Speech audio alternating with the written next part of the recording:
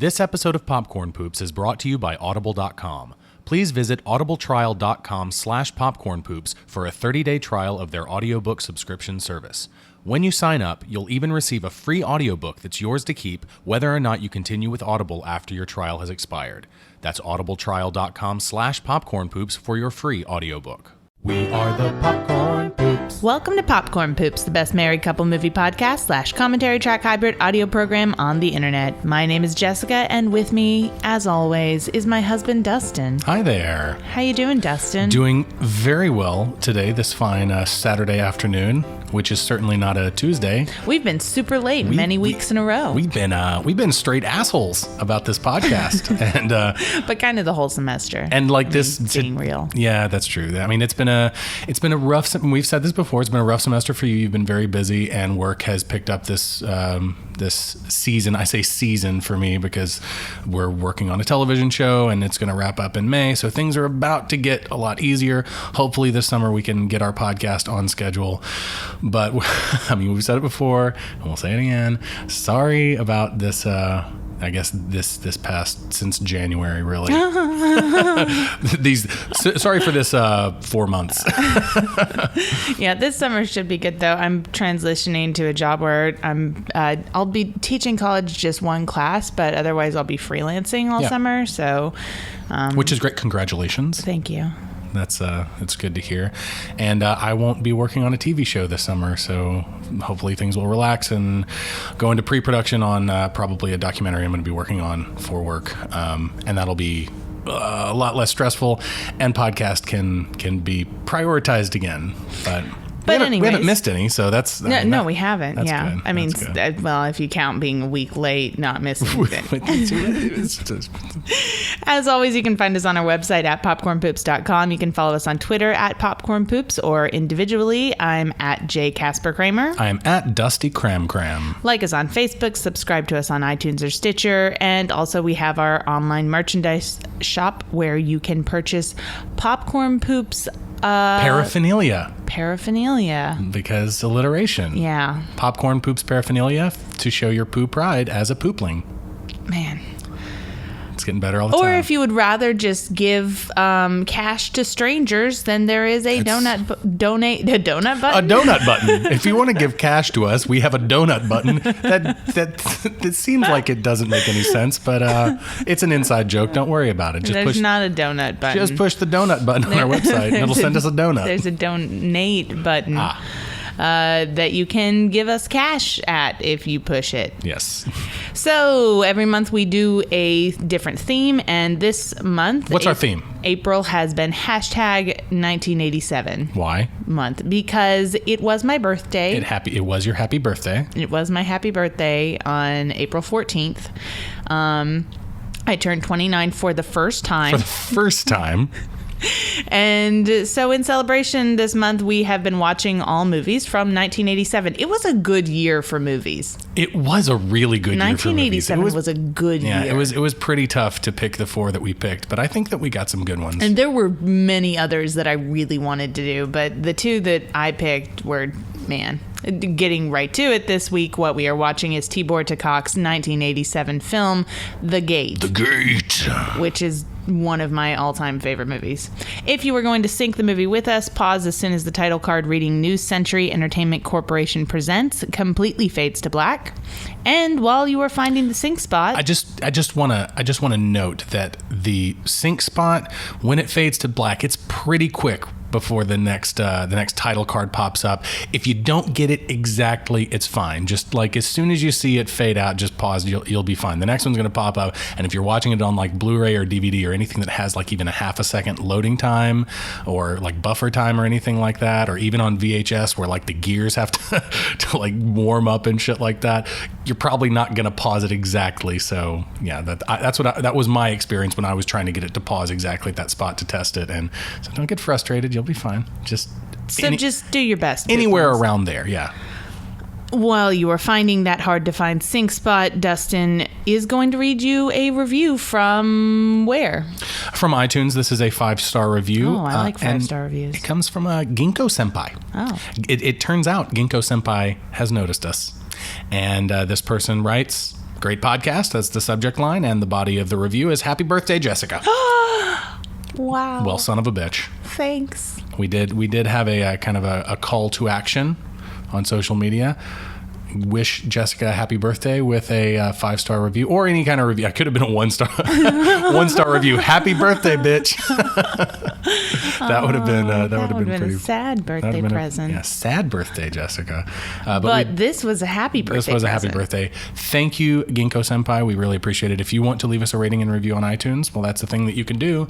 And we encourage honesty, but we also like 5 stars. So keep that in your mind. Especially for my birthday. Well, yeah, that would have been pretty funny, though, I have to say. So, I think it's time to start the movie. I would agree. Sinkers, press play at the beep after the countdown. Ready? 3, 2, 1. And we're off with The Gate. Going to zoom at us here in a second. The title just, there goes, boom. The Gate. The Gate. The Gate. A surprisingly metal movie. If you're into metal. It is surprisingly metal.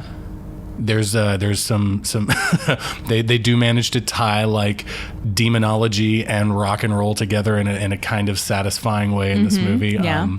Which is something that I think a lot of rockers appreciate because that's something that they have really been going for since like, the birth of metal, really. Right? Yeah. So this movie kind of takes that and runs with it. And I really appreciate that. I really do. So, of course, I know my history with this movie, but what is yours?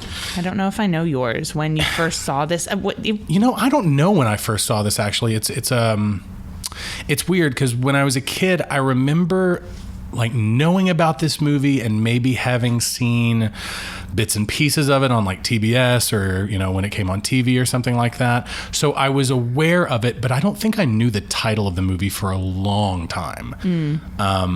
It was kind of, there was another movie like that for me, Return of the Living Dead, which was a very, very early, even formative experience for me as a kid, seeing Linnea Quigley dancing naked through the graveyard.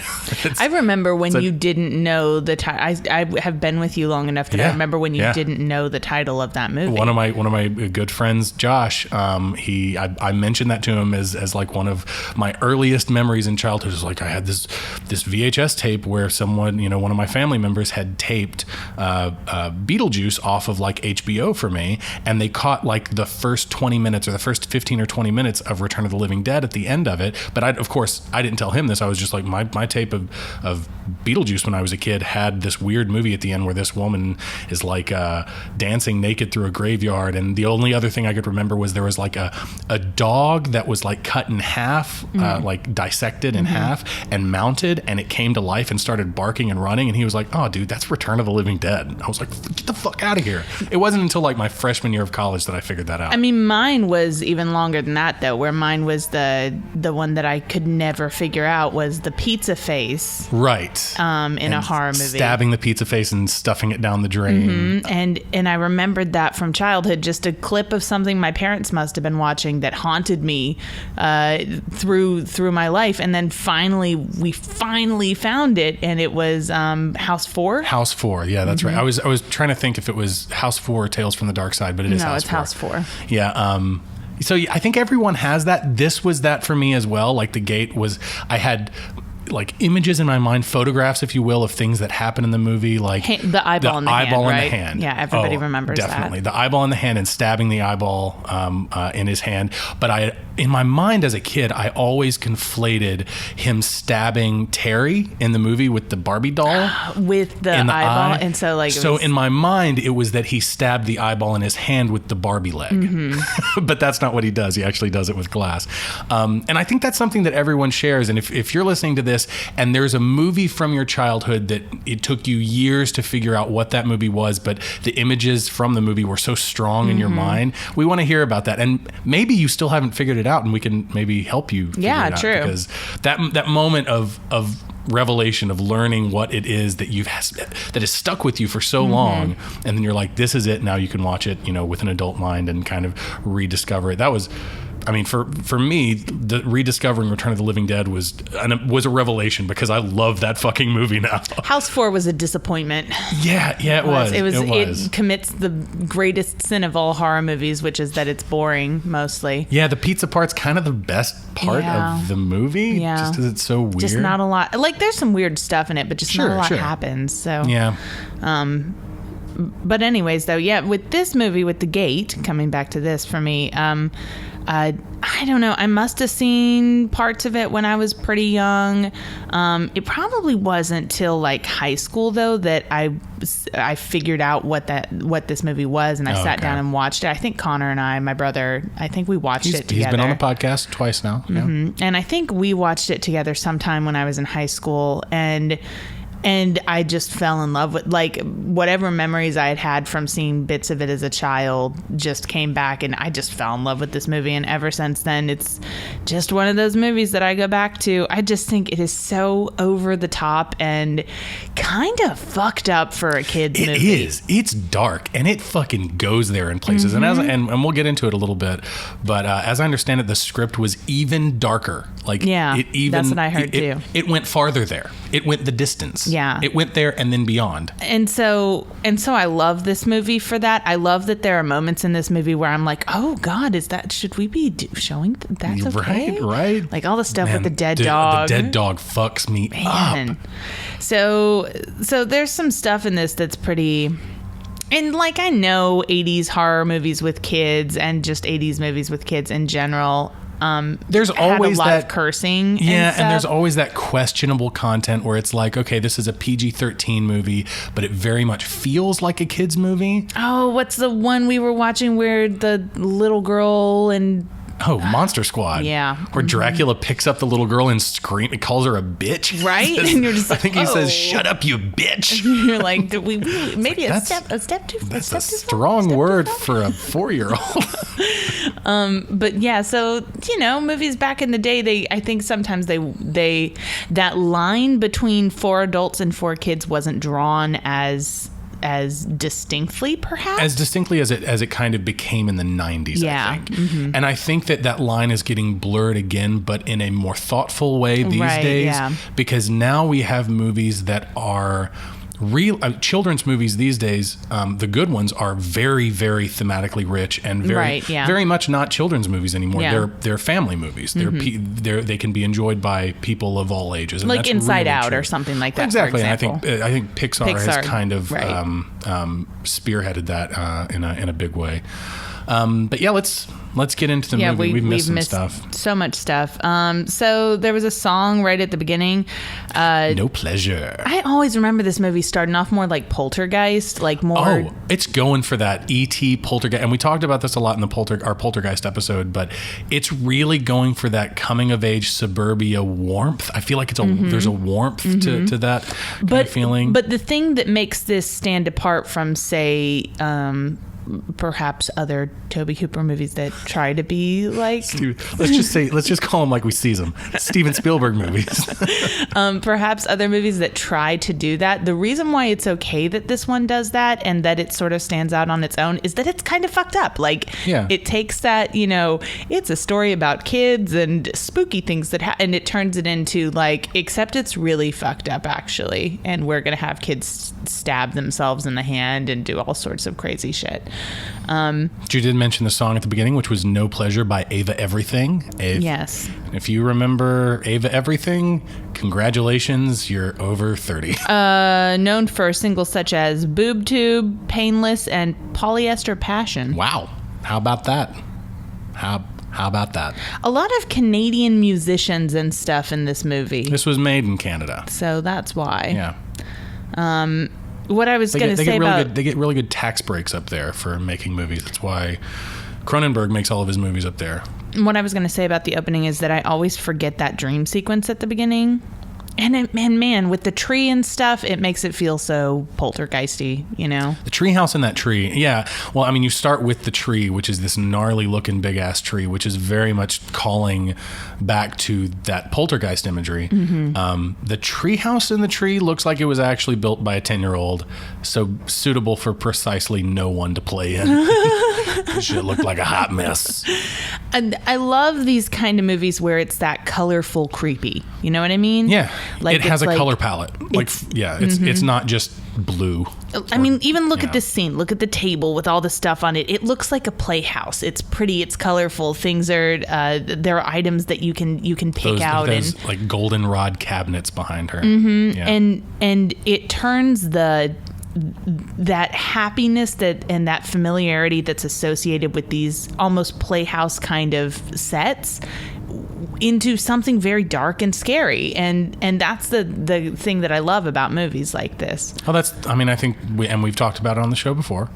One of the things that we feel great horror movies do is they take things that are familiar and comfortable and they make them scary and uncomfortable. Mm-hmm. And if you can do that kind of holistically, like with an entire, with a more complete approach, and you take the home itself. If you want to call this a haunted house movie, which it's not, it's like a demon kind of cult. Yeah, it's a summoning a demon movie. It's a demon movie. It's an occult movie. It's also a little creatures movie, mm-hmm. which were very, very popular in the 80s. So it's a few different like horror subgenres mixed together, but its setting is this house, and they want to take this house that is a comfort zone. It's a safe space, and make it not safe anymore. Mm-hmm. Yeah. And I think the popular thing to do with haunted house movies now is that they don't establish that the house is a comfortable, safe space. Like they set out from the beginning, this house is scary. Yeah. Even with movies that we've done on the show that we like The Orphanage. Mm-hmm. The Orphanage is a great movie, but they never established that house is a comfortable, safe place for those people. It's old and creaky and creepy and cold, and I don't know, like. And I know you don't as much, but I still have a great love for movies like that. I have a great love for the Gothic. I like Southern Gothic too. I like Victorian ghost story. Mm-hmm. I like slow British ghost stories. I know you don't, but I do. I like to go to sleep to them, to be completely honest. Well, I mean, and so do I. Even if that's not the goal. I also like to just watch them. I like to read old British ghost stories too, but I more so though I think I prefer this kind of scary story, this kind of horror movie where it may be like my favorite subgenre of horror movie, and it's kind of hard to even pick out exactly what it is, but like Critters falls in this category, and The Gate falls in this category, and Poltergeist, where it's like it's a very colorful kind of family-oriented sort of horror movie. Sure. Suburban horror. Suburban horror. It's just so fun, especially when they go too far. Suburban horror, that's a real thing. I don't know why I haven't thought about that before, but suburban horror maybe perhaps was born with Halloween. Maybe. Okay. But Halloween isn't quite the right aesthetic that I'm looking for either, though. I know. But I know what you mean. But anyway. Anyways, so we're here, and we've got this recurring thing that's going on where he's got this jar of moths that he has. He is this young boy named Glenn, played by baby Stephen Dorff. Little baby Stephen Dorff. He's just a little nugget. This was his first role. I assume because they couldn't get Henry Thomas. I'm just assuming that, but he does. Henry Thomas.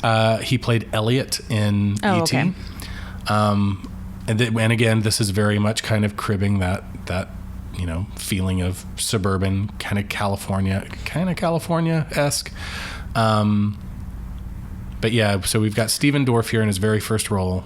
But I found an interview with Tibor Takacs, and I'm trying to find the part that I want to talk about, where he was talking about working with the kids, and he was saying how fantastic all of these child actors were, and that basically none of them had a lot of experience. Some of them had no experience at all, and because of that, they hadn't picked up any bad habits yet, as he said it. And very little sense.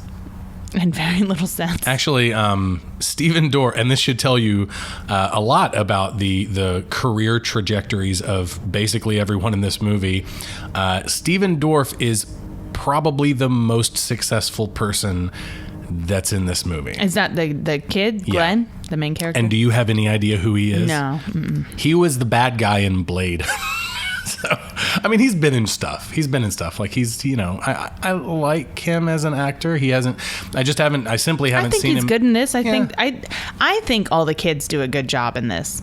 I don't think any of them stand out as bad. I simply haven't seen him in enough stuff to really have a strong opinion one way or another about him. But I mean, even on IMDb, the number one thing he's known for is as the bad guy in Blade. But I'm talking about them in this movie as kids, I think.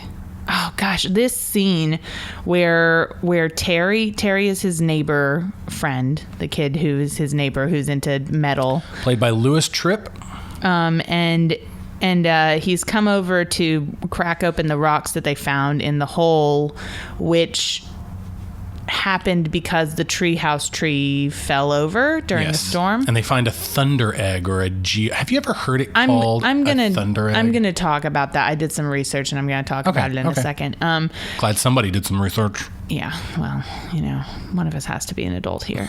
Jesus. So...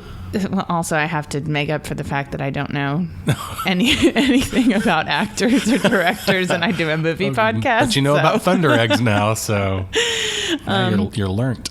What I was going to say is that, this scene where the older sister's having the party while the parents are away, and then the little brother and his neighbor friend are upstairs, it reminds me of that episode of Freaks and Geeks where essentially the same thing happens. Pretty much. The one where Bill gets drunk drinking beer out of a little plastic baseball helmet while watching Dallas, like alone. Yeah. So fucking awesome. But it reminds me of that scene. Isn't there even a dog in it, or am I just mixing it now? Because I can't remember. Because I've decided these are the same scene. I can't remember.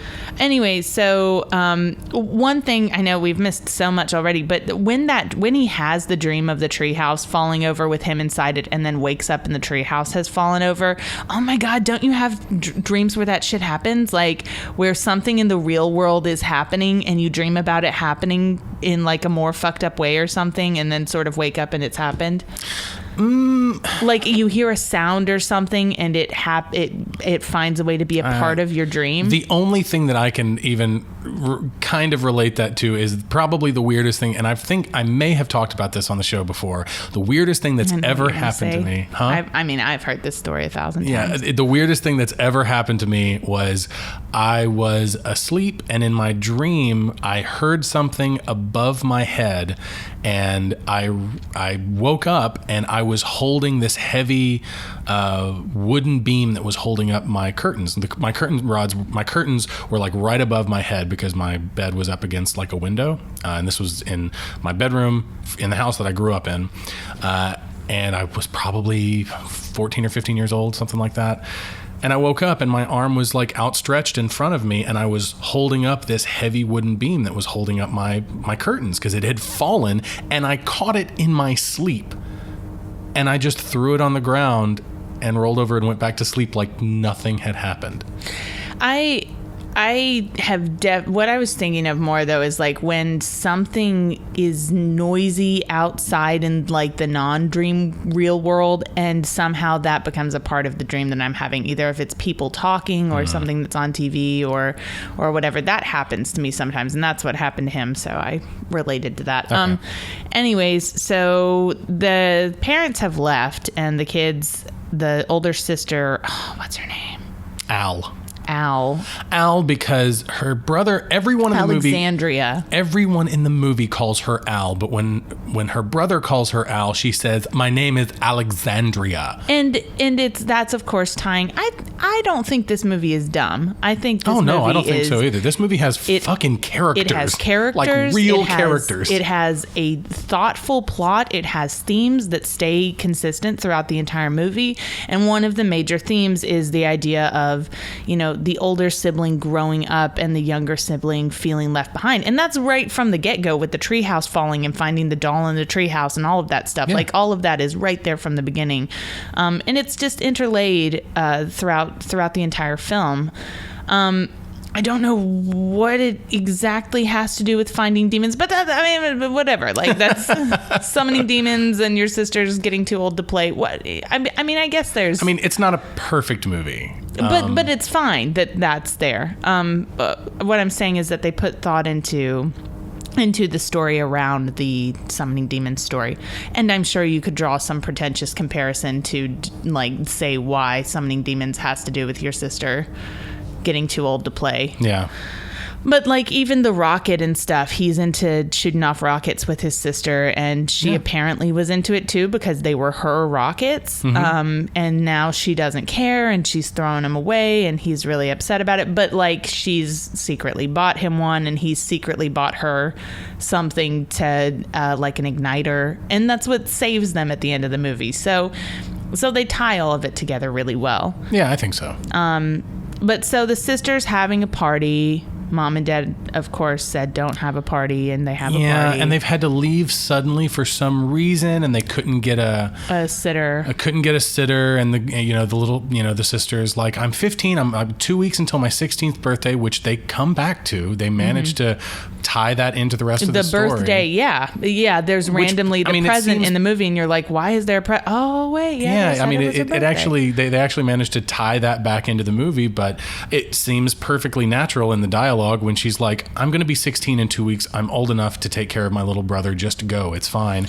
So they leave suddenly, and just it's good dialogue writing, guys. You got subtle information in there about multiple things. And just for your information, just for the record, if Mom and Dad have to leave suddenly without explanation, and they don't explain where they're going in this movie, you can almost guarantee that they're either going to talk to their lawyers about a divorce you don't know about, or they're going to some weird sex retreat with a bunch of other sad couples. Why suddenly? So just children. Wouldn't they plan that out, like schedule it into their work week? Like, and on Wednesday it's butt stuff night. We've got the leather convention next Saturday. Don't forget. The leather convention. Don't forget the anal beads. They did have a seance, though, which is like the one, I don't know. My biggest problem with this movie is not enough happens fast enough. It really takes more than half the movie for anything to fucking happen. I agree. But it's not like they're using that time in a boring, stupid way. They're building character. They're building character, but I also feel like at a certain point they're kind of beating a dead horse. No, it's like, I agree. We get these characters, do something with them, and but I did decide watching the seance scene that I think a seance might be the perfect opportunity to rip a righteous fart. Right? If there's a perfect time in life to rip a righteous fart. Oh, God. It's during a seance, right? Why? Because I feel like that scene just needs to get punched up. You know what I mean? Just punch it up a little bit. Have one of the jock guys be like, yeah. Is that what you would do during a seance? I mean, I'm not saying I wouldn't. Okay. Dead mom exploitation right here. Yeah, so here we go with starting with a little bit fucked up. Little cheesy, little fucked up, little equal parts. And there is, like, don't get me wrong, this movie is cheesy. This movie is super cheesy, but it's cheesy in a way that I like it. And yeah, it's a little fucked up that Terry's seeing his dead mom. We've already been told that Terry's mom is dead. Terry's mom has died as of it was last year. Maybe it was last Glenn's year. Glenn's dad said it was last year. Or a few months ago or something like that. I think he said last year. Maybe last year.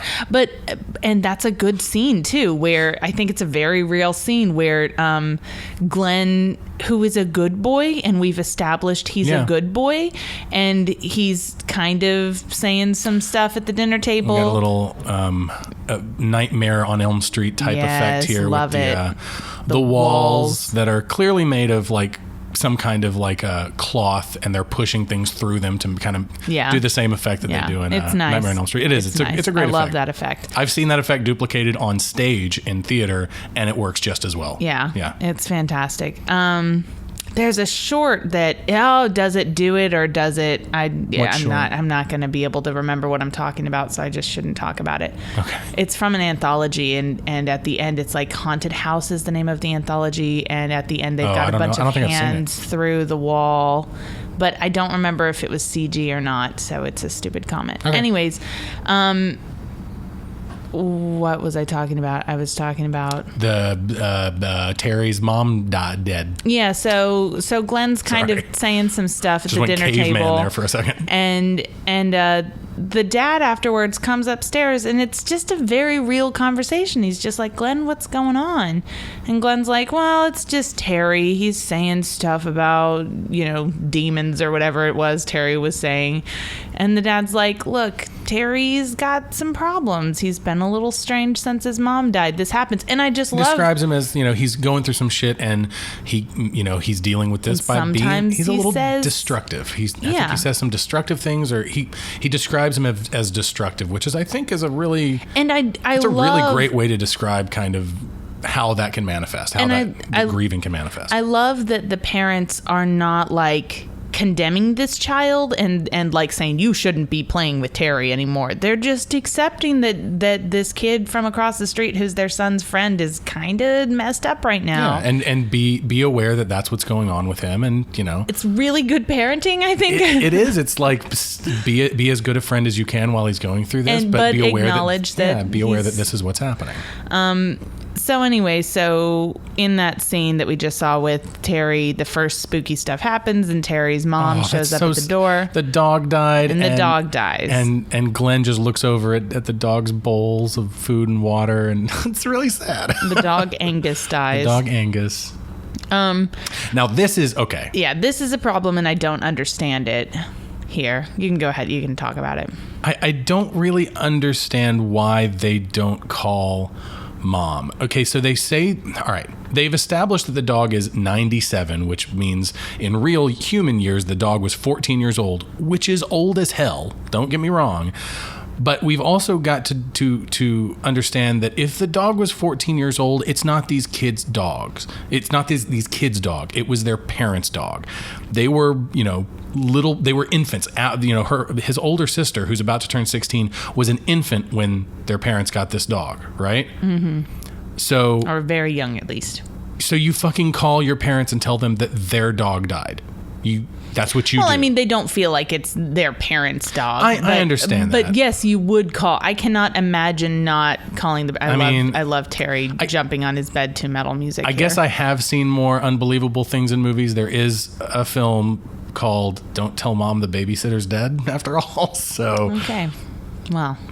But because there's so much in this movie that feels so real about the interactions between the parents and the kids and the kids and the kids and all of that, it does stand out to me where I'm just like, you wouldn't call your parents and tell them that the dog died? Oh my God. If one of my pets died while my parents were gone, it wouldn't be like the next morning. It would be like in the middle of the night, I call my parents and I'm sobbing because our pet died. Yeah, of course. So, and what the fuck do I do with it? I'm 15 years old. What do I do with this giant dead dog? I would be that way.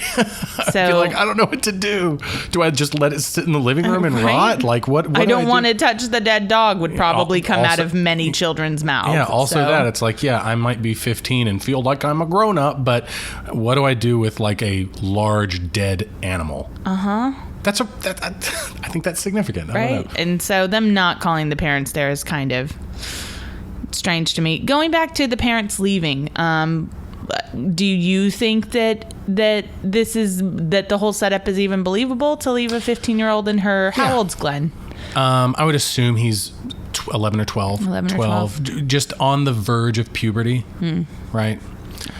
But yeah. Did your parents ever leave you guys? I think so. Brother? When we were about that age. For multiple days in a row? Yeah? I think probably when we were about that age, they did once or twice, maybe. Okay. Yeah, my parents did too. They left Connor and I alone. I remember the first time distinctly, and I must have been about the same age, maybe 16. Yeah. I was a latchkey kid too, and I was a latchkey kid from pretty early on when I was like in maybe late elementary school. Yeah, we were too. Early junior high, something like that.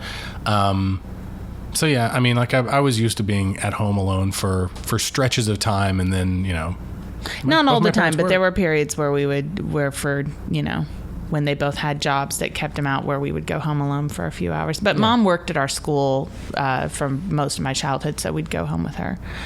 But anyways, yeah, we the only thing I don't believe about all of it is I don't believe the size of the party that the girl has, that the sister has. It's a pretty big party to throw together last minute.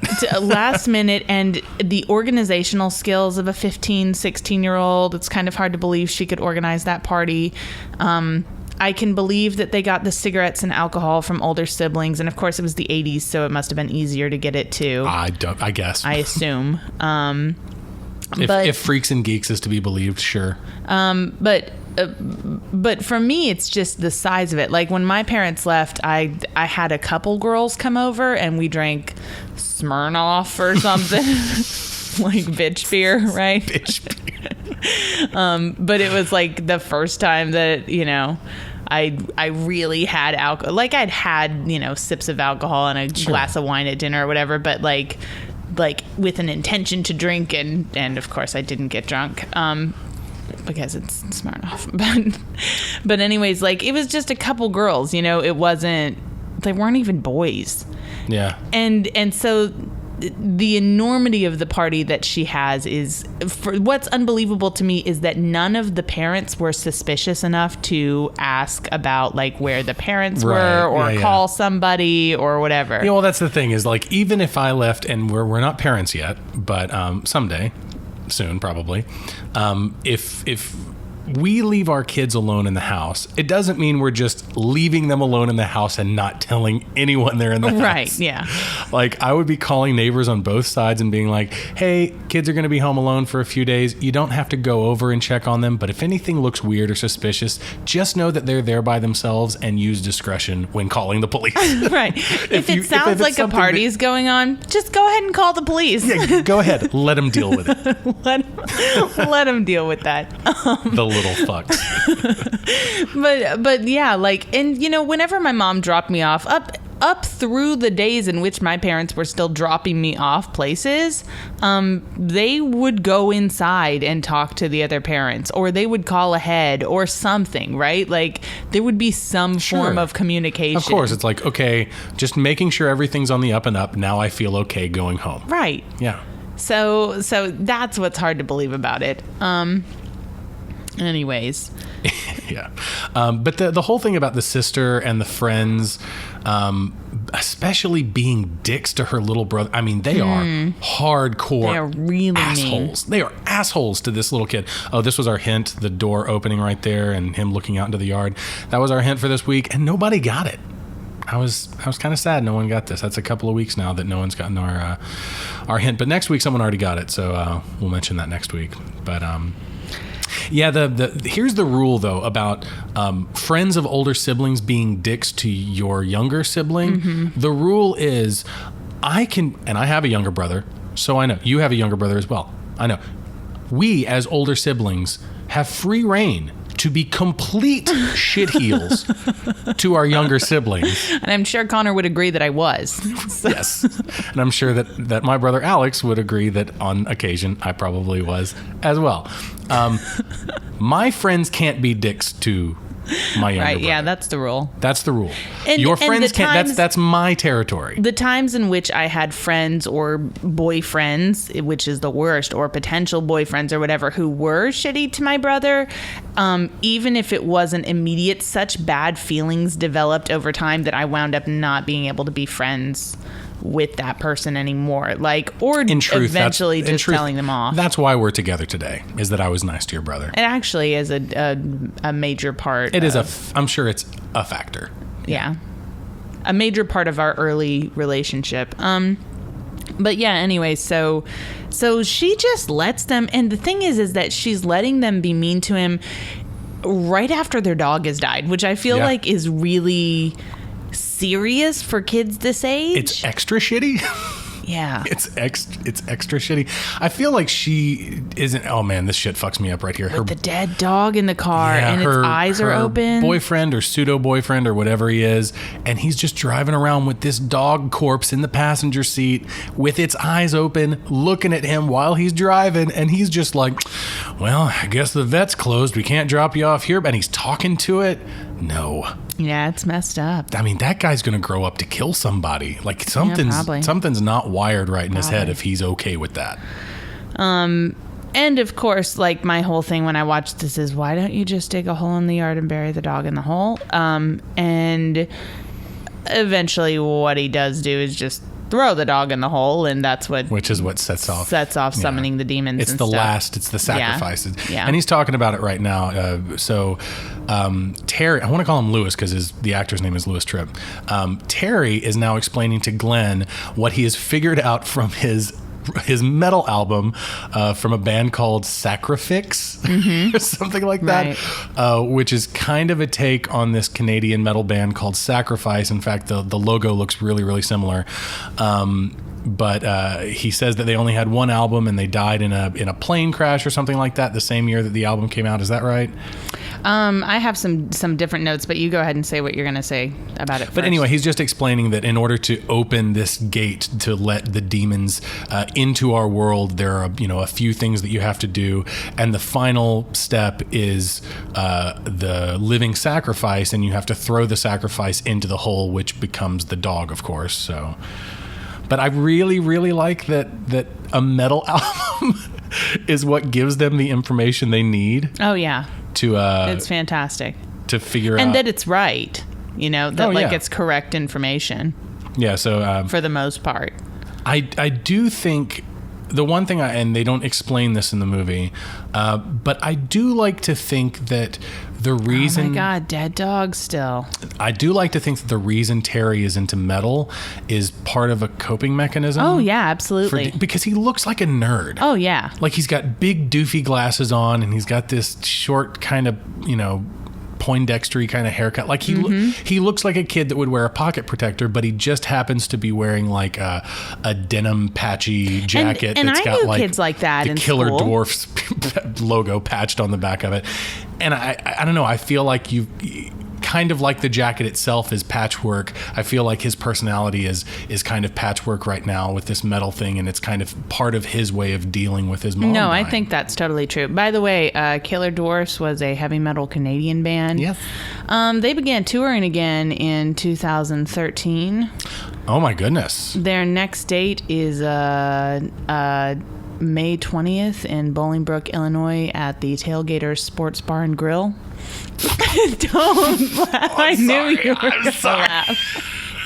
You shithead. Well. And then after that, they have another thing, I think, in Missouri.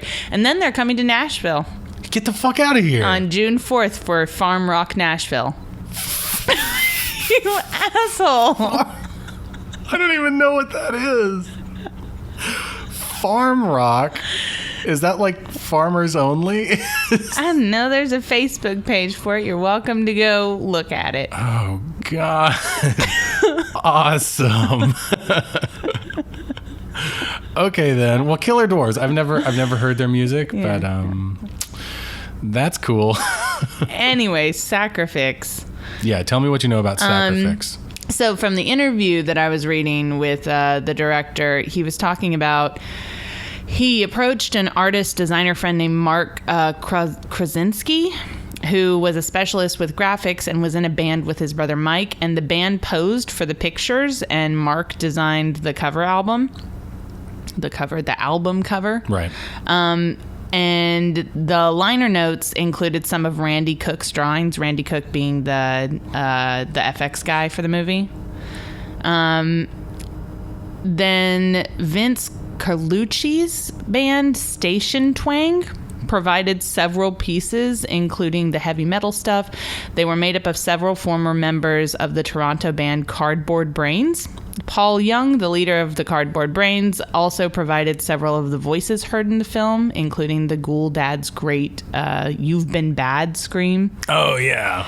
And You've been bad. Carl Cranes, have we talked about him at all? I don't think so. Carl Cranes is the workman guy in the movie. The one that comes out of the wall, right? The zombie. And he also was also this is a zombie movie. Yeah, also it is. Yeah, it's also a couple different things. He was a friend of the director, and he worked full time helping the kids rehearse and stuff.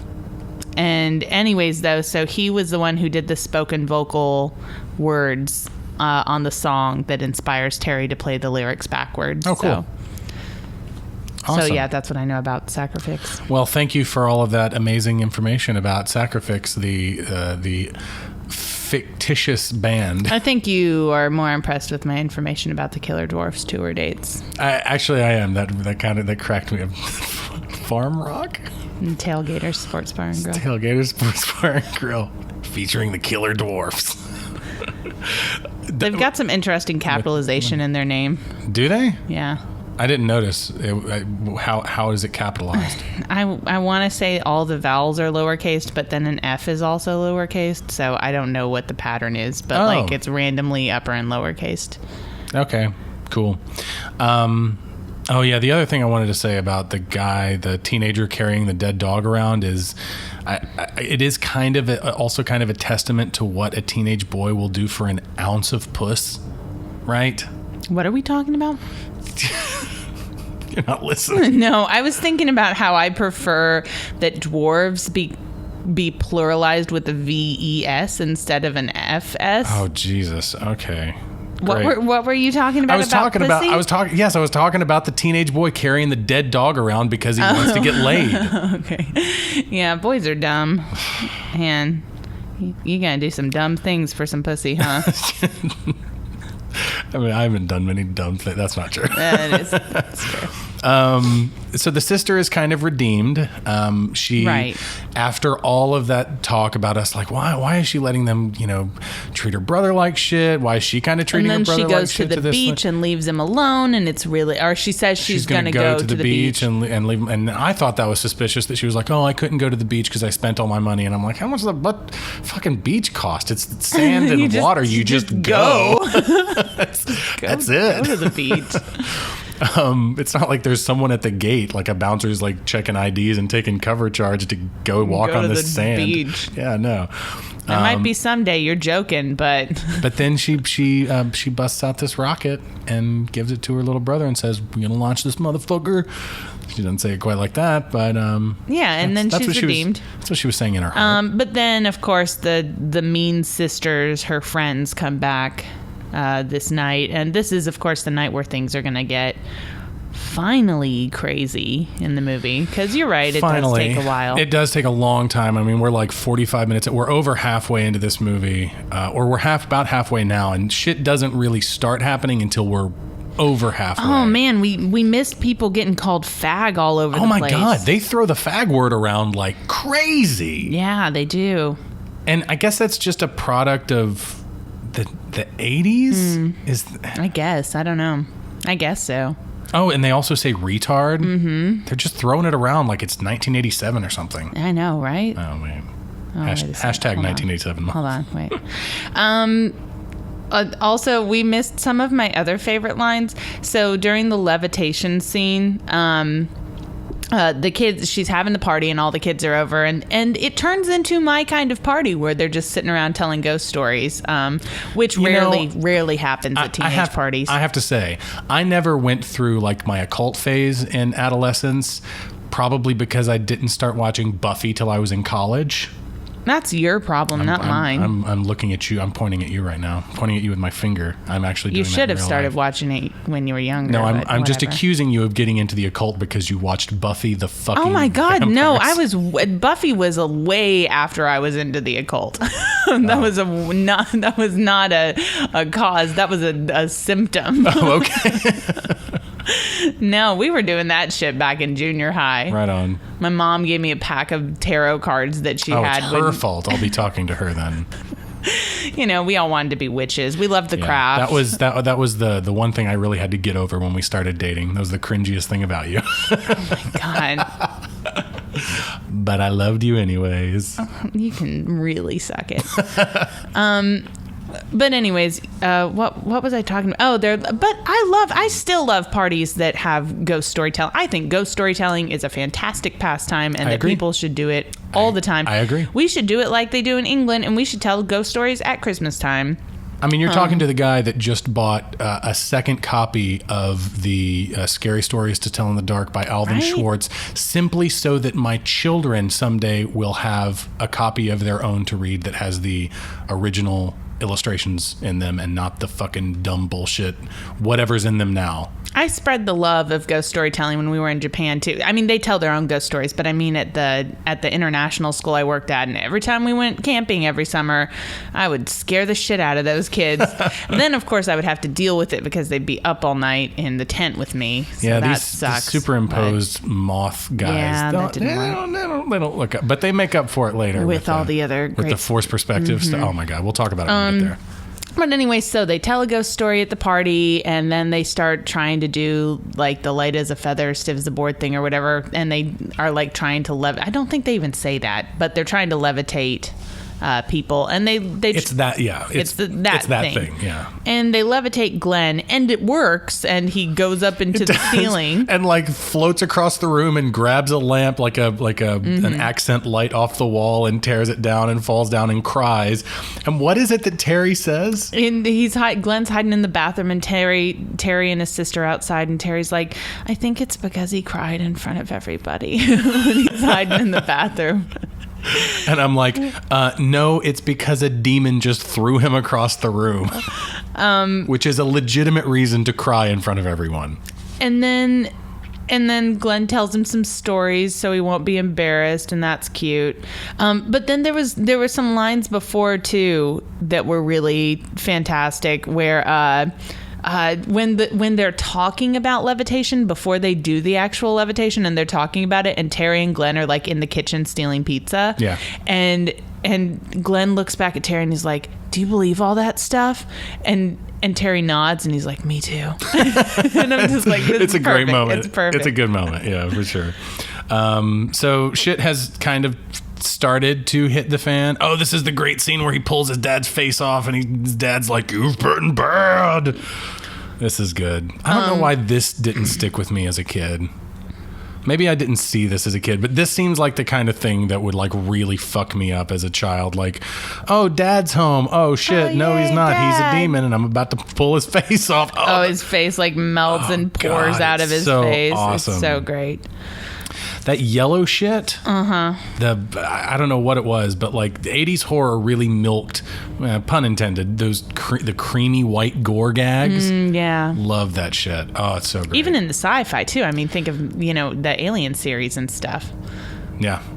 Yeah, and it kind of makes the 45-minute build-up worth it, because we've got a sequence here that's just one great gag after another. Like, they just come back to back. Oh, yeah. So,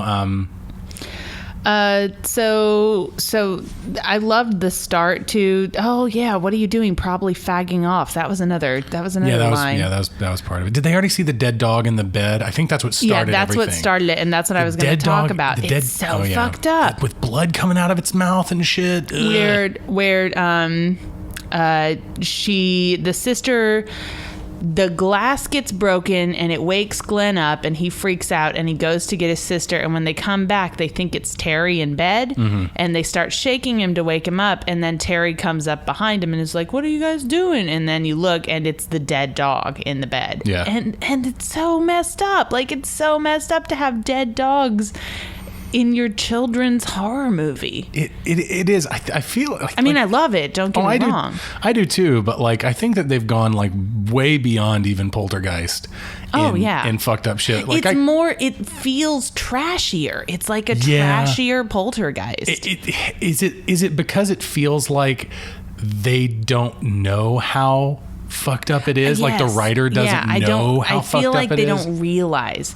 And actually, I feel pretty convinced that I'm right about that too, because during the interview I was reading, he was talking about this is a quote from the director, sometimes people forget it's a PG-13 movie for kids and try to match it for gore and intensity against R-rated 80s horror classics.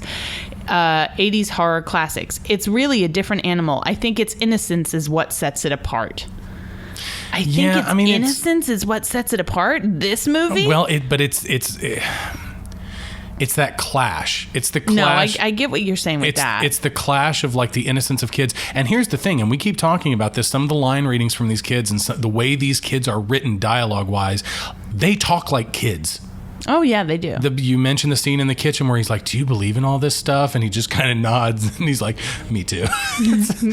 A kid would fucking say that. Well, the line about with the dog where he, right after the dog dies, he's sitting out on the porch and he's talking to Terry and he's like, he was really old. He was 97. And that was a callback to him earlier talking about how the dog was 97 years old. And like, so they say it multiple times. He says the same thing to the same guy a couple of times because he's a kid and that's how kids talk. Like, Terry's like, what do you mean 97? It's thing, in dog years. Right, because this little kid has probably learned recently what dog years are, and he's done the math and he's proud of it. So he's like, the dog is 97. I can say that with a certainty because it's a thing that I know. Right. And then when the dog dies, he's like, he was pretty old. He was 97 and they don't live much beyond that. And like, just, it's very real kid dialogue. It is very much so. I think the kids are written really, really fucking well in this movie. Which they better fucking be when your whole movie is made up of kids. So the juxtaposition between, like, I get what the writer's saying there. It's the innocence there that I think, the juxtaposition of the innocence of these kids and the way they are written against the truly disturbing, fucked up shit that happened. Like, the dog in the bed is like some Godfather Jr. level fucked up shit. Like the horse head in the bed, complete with blood and everything. No, I get what you're saying about the innocence. I just feel like, I don't know. I feel like I really think part of what makes this sort of, is that I still come away with the impression that the director and the writer, and as I believe the director, is he credited as co-writer because he went back and like changed things in the script and stuff? I don't think he's credited. I think because he changed stuff. The original script was by Michael Nankin. Yes. And Michael Nankin, I believe, was going to direct, but then Tibor Takacs came in because he already had a relationship with the Canadian company that the producers had to partner with to get financing. And so he came in and took it over, and there were changes that he made to the script. Things that he changed were, let's see, the opening dream sequence. The opening dream sequence, instead of a brother, Glenn had an older sister. He added all the stuff about the satanic rock. All of that stuff is from Takacs. So I don't remember if he's credited or not. I guess you say he isn't, but I feel like both of them, Nankin and Takacs, maybe don't. I don't know. I just feel like they don't realize how fucked up some of this stuff is in this movie. It's a tonal clash.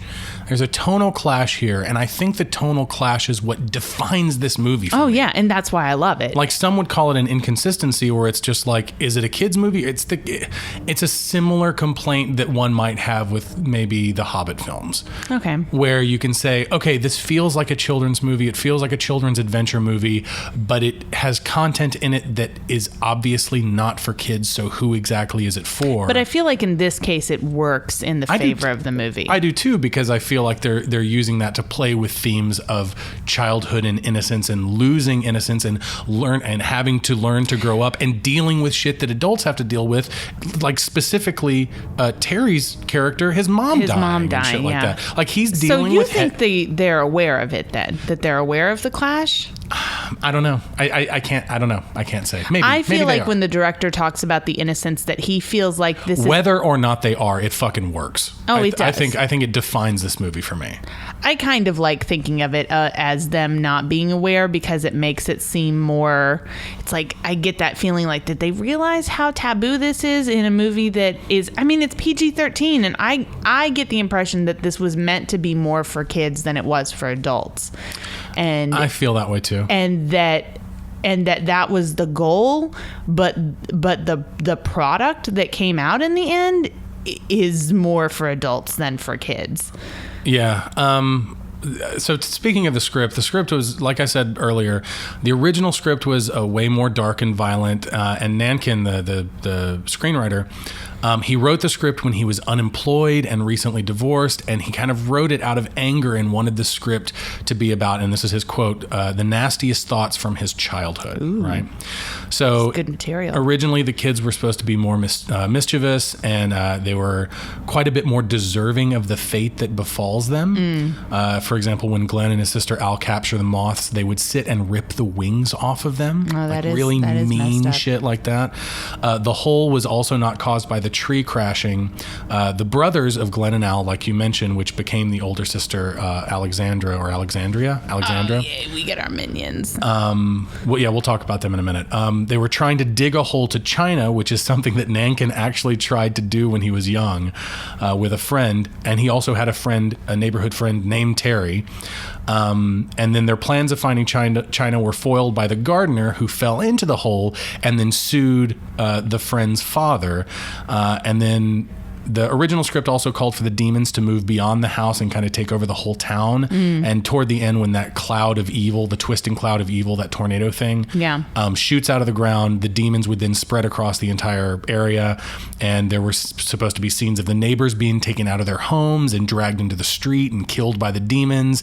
And then eventually the hole would grow larger and suck parts of the neighborhood into it. And then the demon lord that we see at the end, who looks a lot more like these little minions, it was supposed to be more human-like, and it was going to like stalk Glenn and Al around the house, and it was going to be made out of like blood and entrails and shit.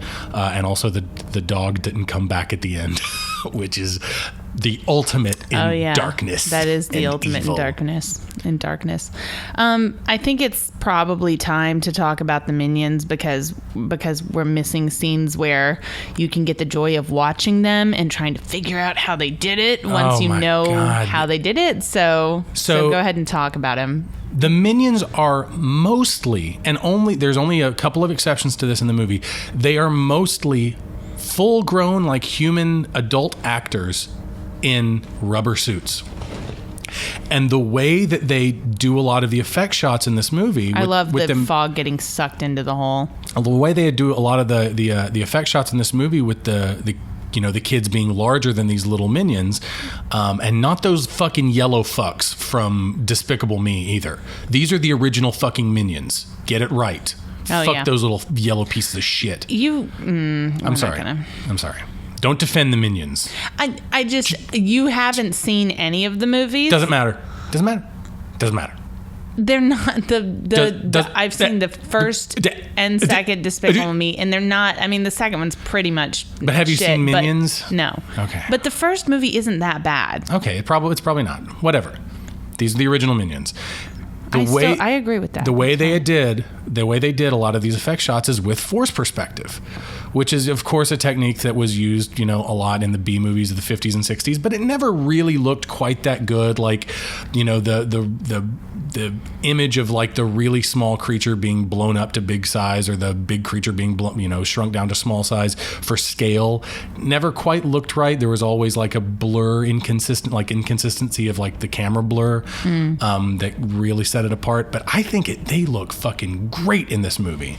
And there are you can find at least one picture online where you can see how the set was like constructed to allow these full-grown actors to be like below and farther away from the camera than the the large actors, the children in this case, while those actors were closer to the camera. But it appears as though they're not. It's the same trick that they use with Lord of the Rings, of course. Right. The way Peter Jackson made the hobbits look smaller than all of the people that were taller than them was by actually physically placing them farther behind those actors, but then constructing the set in a way that they could align it inside the camera and make them look like they're standing right next to each other. Right.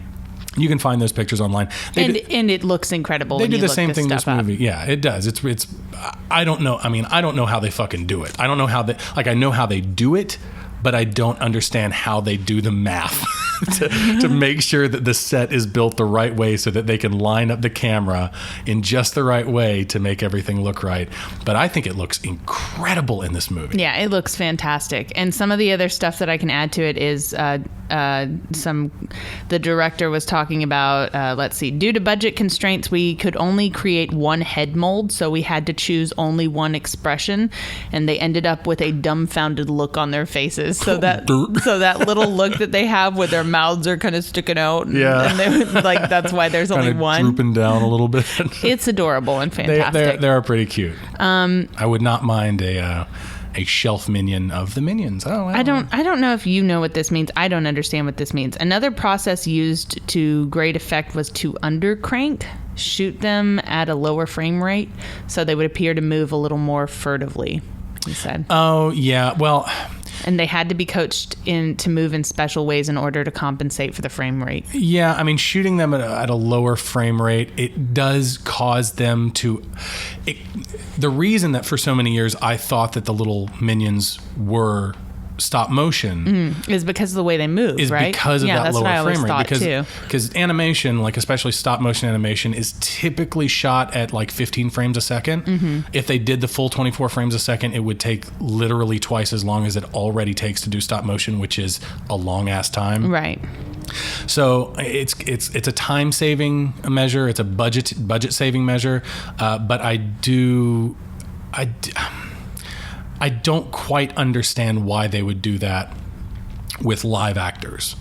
I'm not sure. Like you said that they did it so that they would move more furtively. Mm-hmm. That's a quote from the director. Yeah, so. I can see how it because I know how it looks in the movie, and it makes me think that it made me feel for years that it was just stop motion. Right. But it does kind of give this impression that they move quickly or they bounce around a little bit faster. They've got quicker reflexes because they're small and agile. And maybe they didn't want them to quite look like they move just like we move. Right. Make it look a little alien, a little strange. Yeah, I get it. But at the same time, I don't know. It kind of makes it look like animation, and I don't think that that's necessarily a good thing. Coming out of the wall. Yeah, so this suddenly becomes a zombie movie. And this, of course, is from a story that Terry told Glenn earlier in the movie. Told him about someone getting buried inside their house. Yeah. Or I don't know if they told it earlier in the movie or if Glenn just talked about Terry telling him.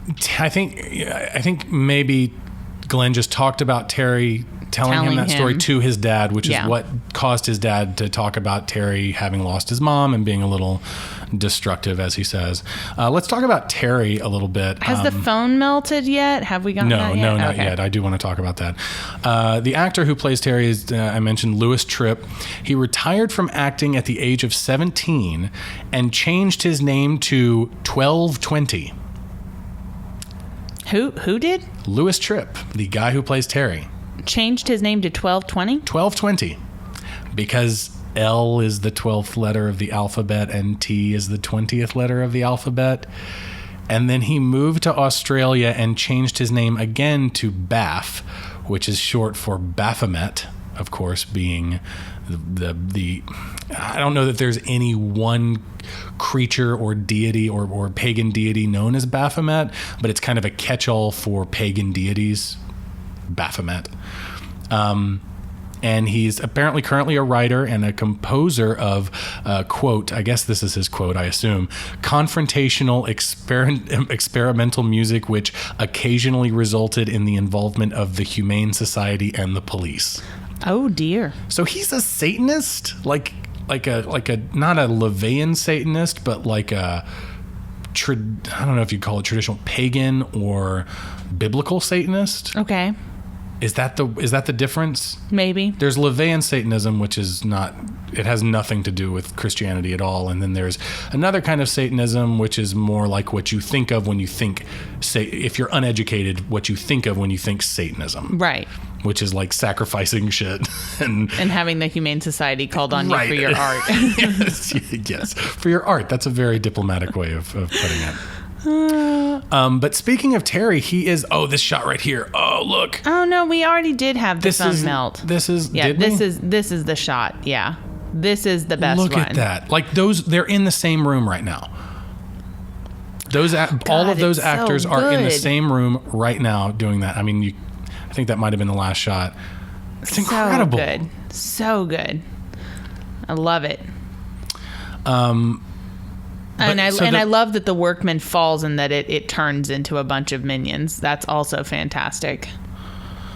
So we did miss the phone melting? Yeah. Are you sure? I thought so. Oh. Yeah, because the workman just burst into tiny demons. I guess we did. All right. Yeah, well, so we missed the phone. The phone melted. That was bad. That was way forever ago. It was before they were out at the I had a note on it though.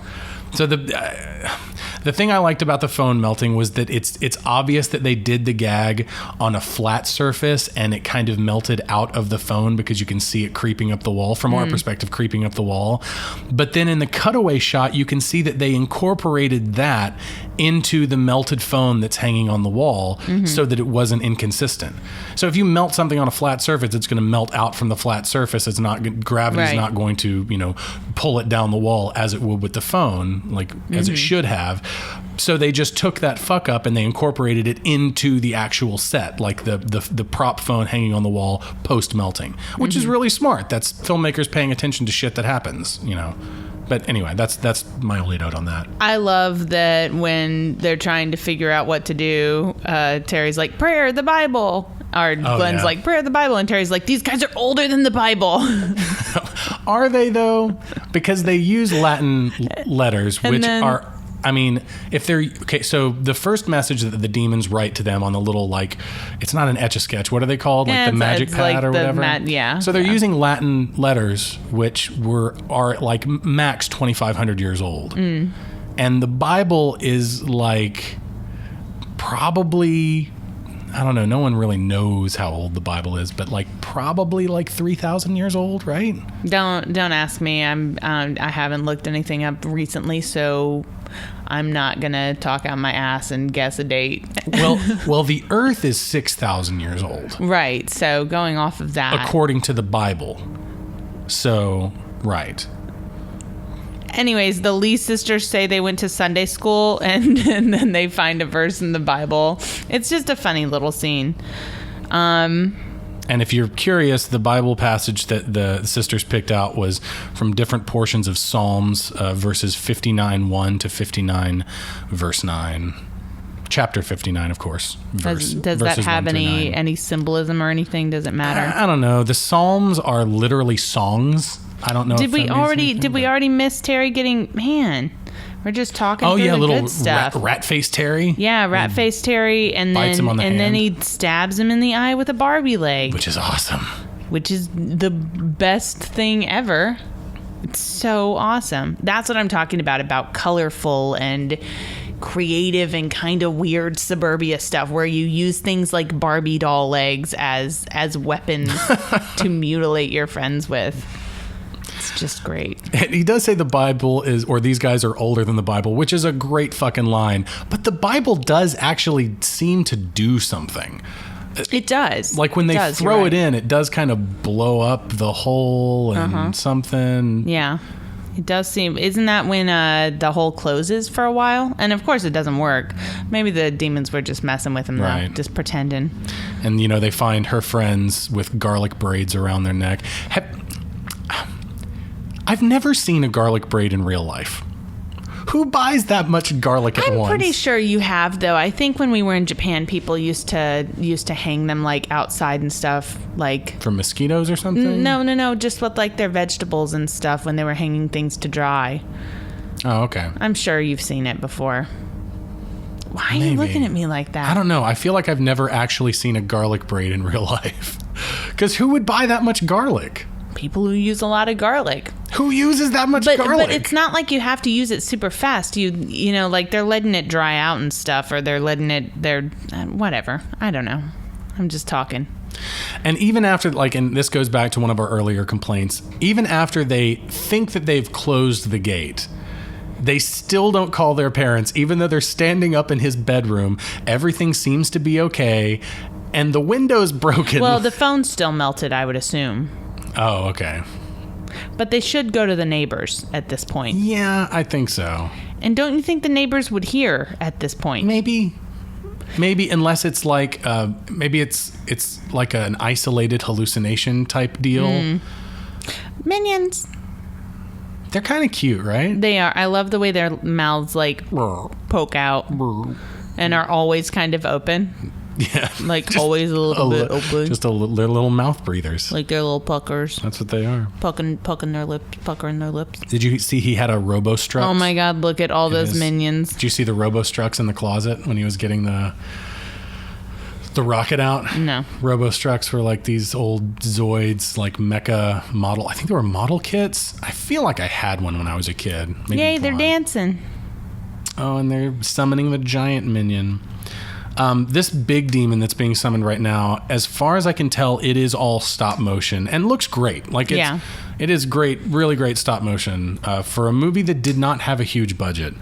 But yeah, it's when you see it just kind of standing and looking, you can see it breathing. Mm-hmm. Maybe not right there, but the breathing I think is really great. It's a really nice touch. Yeah, I think it looks good. But this is a really well-rounded horror movie. I think we've got demons, we've got illusions and ghosts, like the dead mom ghost, and zombies, and we kind of finish the whole thing when he gets the eye in the hand. Has he already seen the eye in his hand? No, it's not yet. It's after the demon touches him that he gets the eye in his hand. Oh, okay. But yeah, we kind of finish it all off with a little bit of body horror. Yeah. With the eye in the hand and him having to stab body horror in a kid's movie, right? I know, it's fucking That's great. what I'm talking about. Great. It's kind of strange. Love it. I don't know why this movie isn't more well loved. This has less than a 6 on IMDb. I don't know. I don't get it. I don't get why this isn't a movie that people like. I know it's kind of a cult classic horror movie, but not of the level that it deserves. And the other thing is, usually when we say cult classic, we're talking about movies that probably aren't very good, but we love them because they're bad or whatever. But to you and I stand by the statement that Poltergeist is a legit masterpiece. I think it's a legit masterpiece. I'm not saying that this is as good as Poltergeist, but I feel like it deserves to be respected in at least a similar way. A little more. I think it needs to be taken a little bit more seriously than it's taken. Oh, it's awesome. Not just as a cult horror movie, but as a kind of good, just regular horror movie. Yeah. Because it is. So, I don't know. I don't get it. I don't know why people don't like it. Let's talk about geodes before we get too done. You mean Thunder Rocks or whatever? And then Thunder Egg? Thunder Egg a so thing? The whole thing that started this was they found in the hole that appeared because of the treehouse falling over and the tree. He found a giant rock, and Terry comes in and Terry tells him that it's a geode, a thunder egg, is what he says. Okay. These words are not synonymous. Geode and thunder egg are not synonymous. Did they fuck up? They didn't fuck. I mean, you could probably argue that they didn't, but what a geode is a rock that's hollow inside, usually with crystal or growth of some sort inside. What they have is definitely a geode. It's definitely a geode. But a thunder egg while similar to a geode, is made within layers of a specific type of volcanic ash. And they're generally about the size of a baseball, but they can be as small as an inch or over a meter wide. They can be really big. If it has a hollow space inside, it may be referred to as a geode, but not all geodes are thunder eggs. You get what I'm saying? Oh, I see. Not all geodes are thunder eggs. And right. actually... All bourbons are whiskey, but not all whiskey is bourbon. Often thunder eggs are filled, like the inside of them is filled up. There's not a hollow space inside of them. Filled up with like chocolate? No. Think about, you have seen pretentious rich people before who have like slices of rock in their house, you know, as decoration. That's a geode. And no, that's a thunder egg. That's a thunder egg. And it's like very colorful, like waving patterns and stuff. Yes. Lots of colors. Those seem like they would be worth more. They maybe are, because it is a specific type of volcanic ash that produces it. So maybe they are, but they're very they kind of look to me like petrified logs. Like a slice of petrified log would look similar, except more colorful. Right. But anyways, this definitely is a geode. But like if you look up pictures of geodes, the thing they have looks just like it. Thunder eggs generally don't look like this. So, but they can. I guess it could be, but it seems unlikely. That's what I want to say. Okay. So he's already stabbed his hand. Oh, we didn't talk about like how the birthday is kind of, her birthday. Well, we mentioned it a little. Yeah, a little bit is getting tied back in. He did, in his anger at his sister earlier, he opened up her present that he was going to give her that he had already bought. Very well prepared little brother. Mm-hmm. He had bought her 2 weeks early an electronic battery powered launch kit, so that they could launch rockets together. For their shared hobby. So he opens it up and it's supposed to be a birthday present for her, and he looks at it and disdainfully and throws it behind the bed. And he just pulled out the big Thunderbolt rocket that was her rocket that they were planning on launching together, and never got around to it because she was being a dick and said she threw it away, but she didn't actually throw it away because he found it. And then he tried to light it with matches, and he ran. And it was like that. That's what she had hidden away for him as a present, right? Which I don't know why she was giving him a present, but just to be a nice sister, I guess. And I don't know why she told him that she threw it away. I don't know. That's weird. Anyway, but yeah, so he was hiding a present for her and she was hiding a present for him, and he found that. And then, when he ran out of matches, because it's windy from the demon's farts, they're not farting. Demon's farts. He found his little battery powered thing. And I really love this moment here where he's got the launcher ready and he doesn't know what's wrong. And then he sees that it requires batteries not included. It's to me. And it's like, I think that it's kind of a sneaky and very smart way of commenting on being a kid in a very little way.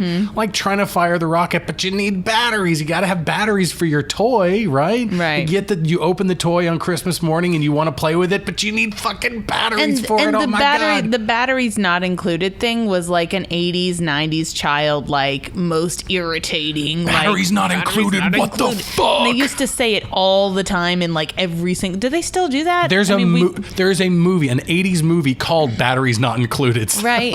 Do they say it in commercials still? Do they still do that? Do toys still require batteries, or do you just plug everything up to USB to your wall? Does everything have a lithium-ion rechargeable battery? I mean, we don't buy toys for children yet, so no, not yet. We'll find out. Maybe they still use batteries.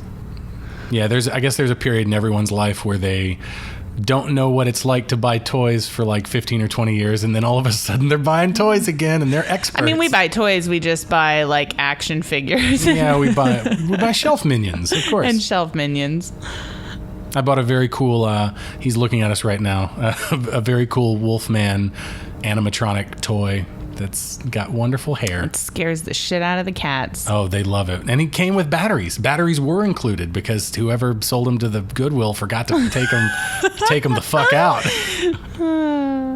So, yeah, we got a little kind of poltergeisty moment here with the house glowing. Man, I love him stabbing that eye in his hand. It's so good. We're way past that. I know, but it's so good, and we didn't talk about it. No, we do. I mentioned it, but yeah, it's great. It's body horror in a kids movie, like you said, which is great. And there's that looks terrible. The clouds, it does dissipating. look terrible.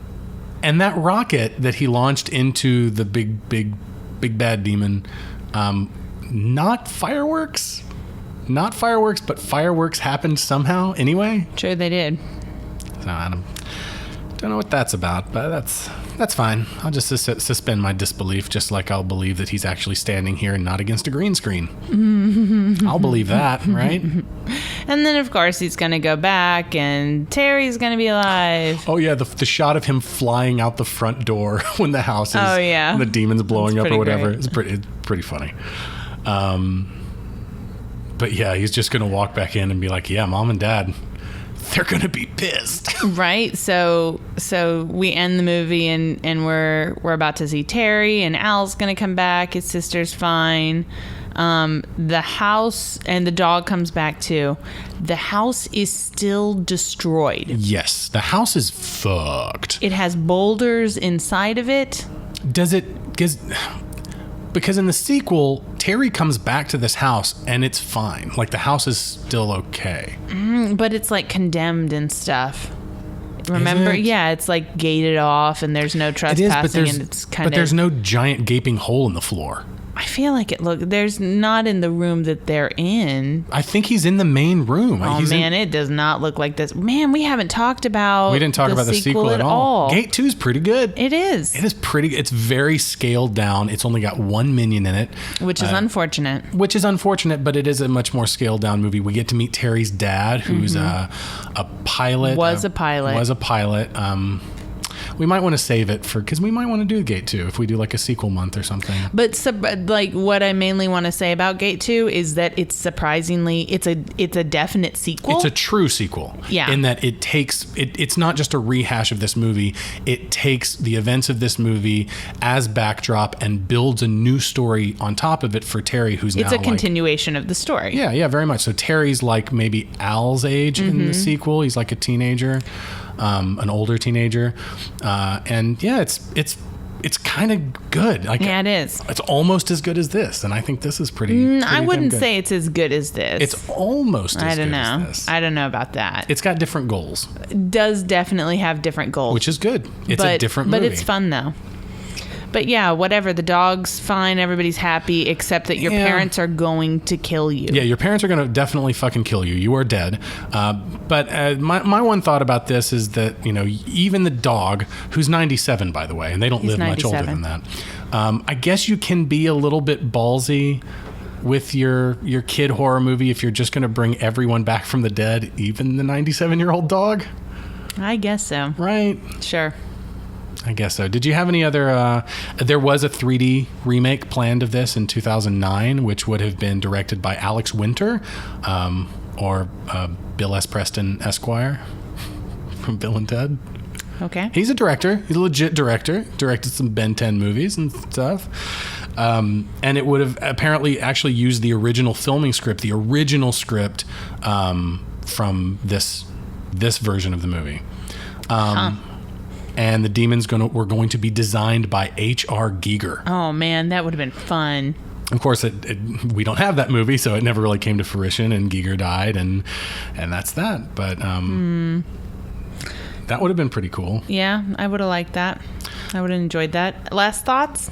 No, I think that doesn't. I really like this movie. I think it takes a while to kind of find its feet and do anything, but once it does, I think it's really enjoyable, and I think it deserves more respect. I think it's kind of underrated. Yeah, honestly. I think so too. I think it doesn't, and not just as a cult horror movie, bad B movie, whatever, but like because that's where it's always grouped. It's always just like, oh, this is a bad B movie, and I don't even know if it totally deserves that. I don't think it does. I don't think so. It's got good characters. It's got good themes. It's well written. It's got good dialogue. I think that the script has pacing issues, obviously, and we've talked about them. And that it's not a perfect movie. It's got good effects. I don't know. I don't know what else that you would want from a movie of this ilk, you know? Yeah, I think it's categorized as a B movie just because it is a horror movie like this. Yeah, and low budget. And that is very unfair. It is very, very unfair. Anyways, I love this movie, and you should totally see the sequel if you haven't seen the sequel. Definitely. Because it's worth the time. So that's it for Popcorn Poops. Don't forget to stop by our website at popcornpoops.com. Follow us on Twitter at Popcorn Poops, or you can individually follow us. I'm at J. Casper Kramer. And I'm at Dusty Cram Cram. You can also like us on Facebook, subscribe to us on iTunes or Stitcher, and you can always give us money on that donut button. The donut. Send us a donut. Appreciate it. We have a donate button on our webpage that you can give us money through. Yes. There's also the merchandise shop where you can buy items to show your poop pride. Yes. Tell the world you're a poopling. If you want to help out the show and get a free audiobook, then go to audibletrial.com/popcornpoops and sign up for the free trial there. You also get to keep your audiobook for the rest of your life. That's what you get. Do it. Every week we feature a Poo Pal, a friend of the Popcorn Poops podcast. This week's Poo Pal is Sad Spaceman Promotions. That's right. Sad Spaceman Promotions is a grassroots organization focused on the exposure of up-and-coming musicians in and around the Middle Tennessee area. Sad Spaceman offers booking, promoting, managing, and more. So visit facebook.com/sadspaceman for more details. So, Dustin, what are we watching next month? We've got a new month. Oh, actually, we've got one. Do we have one more? We from have this one more. That's right. Oh, yeah, it's still April. It's still April. We've got one more movie in hashtag 1987 month, and we're gonna finish the whole thing up. We're gonna wrap it up, put a nice little bow on it with none other than Paul Verhoeven's 1987 film RoboCop. Fantastic. Are you excited about that? Yeah, sure. What? I mean, I was ready to be done with it with the gate. So I guess you were trying to end this thing. Okay, I'm gonna make you a lover of RoboCop before this week is out, and you pooplings will get to see the product of all of my hard work next week on the podcast. So that's it for this week. So until next time, take care. Bye bye. We are the Popcorn Poops.